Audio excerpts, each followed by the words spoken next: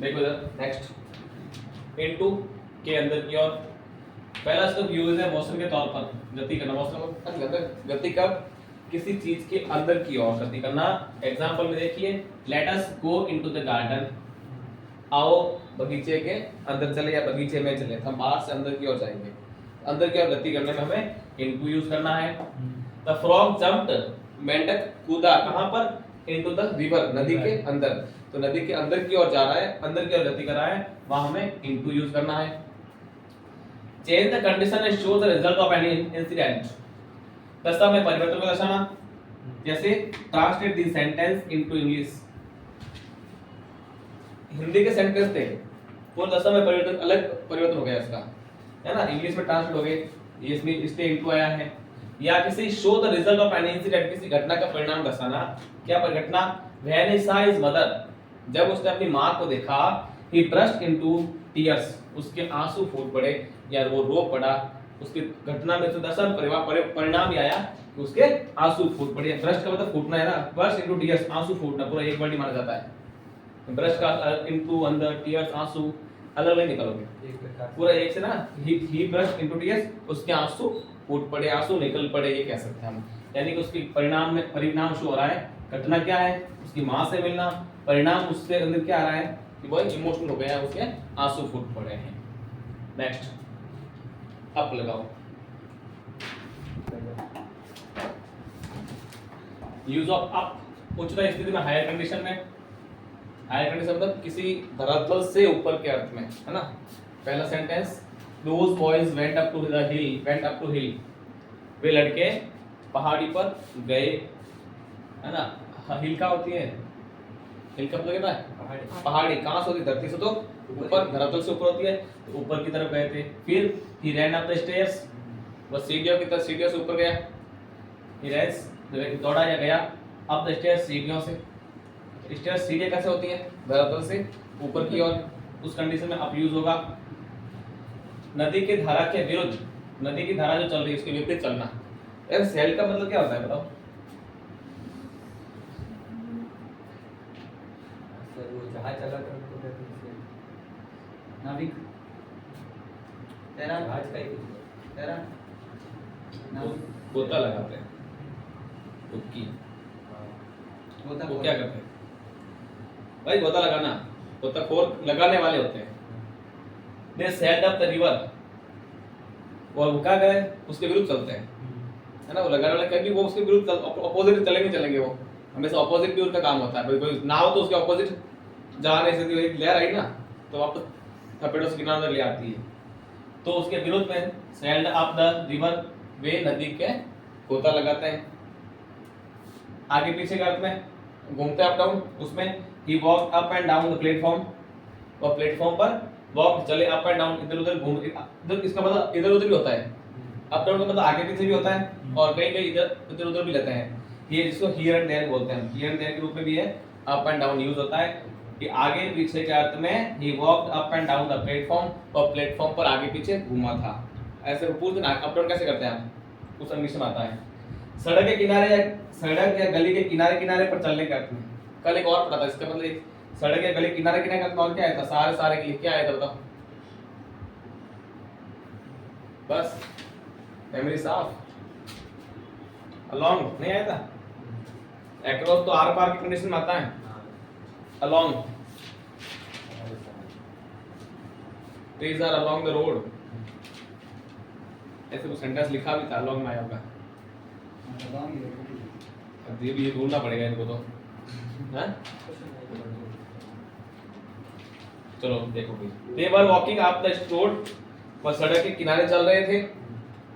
they were walking up the road, सड़क के किनारे चल रहे थे।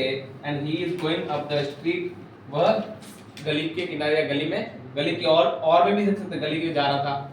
walking up the going up the street, गली में जा रहा था, गली के किनारे किनारे जा रहा था, या गली के अंदर की ओर जा रहा था। नेक्स्ट लगाइए, देखो अंडर, पहला indicate the meaning below the surface of something. Surface का मतलब है तल या सतह। बिलो का मतलब नीचे या समथिंग किसी चीज की, किसी वस्तु की सतह के नीचे के अर्थ में आने पर हम है वो अंडर यूज करेंगे। Have you looked under the bed, कौन सा टेंस हुआ बताओ पहले तो ये। कौन सा? ये पास्ट सिंपल टेंस। नहीं सॉरी, प्रेजेंट परफेक्ट टेंस है। Present perfect tense, have third form, present perfect tense है ना। हैव यू लुक्ड, क्या तुमने देखा, अंडर द बेड, बेड के नीचे। हम बेड टेबल है, टेबल की आगे सतह, इसके नीचे की ओर, ये बेड की हम बेड को मान लेते हैं, तो इसके नीचे की ओर आने पर किसी तल के सतह के नीचे ही देख रहे हैं, और सतह के नीचे आने पर हमें अंडर यूज करना है। अंडर द बेड, क्या तुमने बेड के नीचे देखा है।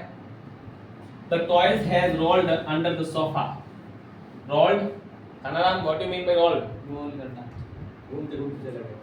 लुढ़कना ना।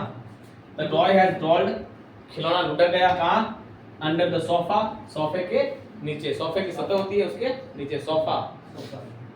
सोफा नहीं, सोफा बेड नहीं। सोफा सर, हाँ? सोफा। हाँ भाई सोफा, आपके और मेरे बोलने में अंतर है, अंदर। अंदर बोल, अरे मैं उर्दू बोलता हूँ, ठीक है। कंपैरेटिवली लेस, अपेक्षाकृत, उम्मीद किसी कम होता है, अपेक्षाकृत अनुमान लगा सकते हैं, अनुमानित कह सकते हैं ना, अपेक्षाकृत कम। ही इज अंडर 40, वो 40 से कम का है। ये क्या है, अपेक्षा हुई कम, 40 का, इतनी अपेक्षा, उम्मीद ऐसी है कि 40 से कम है, वो सोच रहा है ऐसा, उसकी अनुमानित कर, एज बता रहा है। ही इज अंडर 40, वो 40 साल से कम का है। इन एनी सम कंडीशन, किसी अवस्था में, कैसी अवस्था, the road is under repair, सड़क का है वो मरम्मत का काम में है, रिपेयर में है या मरम्मत में है, या मरम्मत का काम चल रहा है। तो ये कैसी अवस्था, कैसी रोड की, मरम्मत वाली है, रिपेयर वाली अवस्था सो रही है, काम चल रहा है मरम्मत का, इसलिए अंडर यूज होगा। The matter is under consideration, what you mean bye consideration?